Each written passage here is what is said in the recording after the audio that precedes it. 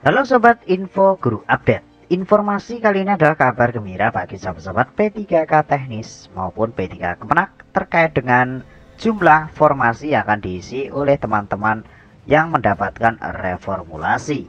Berikut untuk dikutip dari suara ntb.com, 176 formasi tenaga teknis P3K 2022 akan diisi dengan sistem reformulasi. Hal ini disampaikan oleh pemerintah Kabupaten Sumbawa Barat atau KSP dipastikan tetap akan terisi.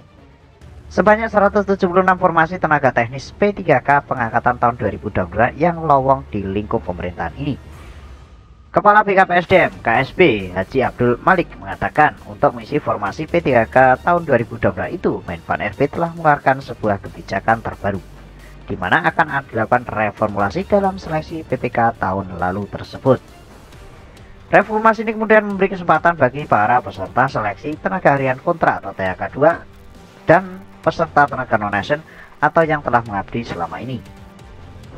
Dari 221 formasi PTA teknis yang kita punya tahun lalu, tapi kemudian yang terisi hanya 45. Jadi masih menyisakan 176 formasi yang kosong yang akan bisa diisi lewat mekanisme reformulasi itu, kata Haji Malik hari Kamis kemarin.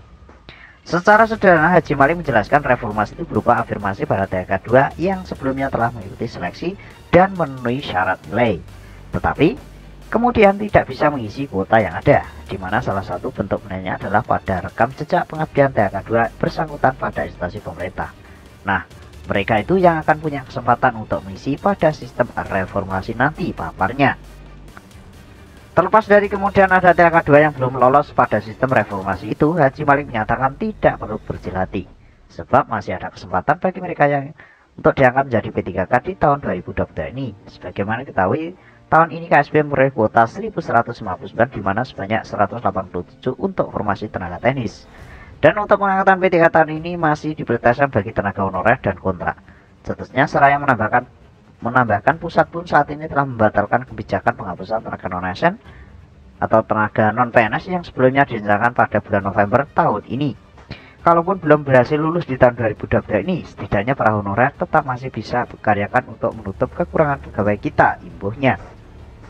Jadi sudah sangat jelas sekali ya sahabat-sahabat, bahwasanya untuk reformulasi ini akan terdampak pertama adalah THK 2. Seandainya dari peserta THK 2 non-ASN maupun peserta umum yang belum lulus di P3K reformulasi 2022, maka akan mendapatkan kesempatan untuk mengikuti tes P3K 2023 dengan status prioritas.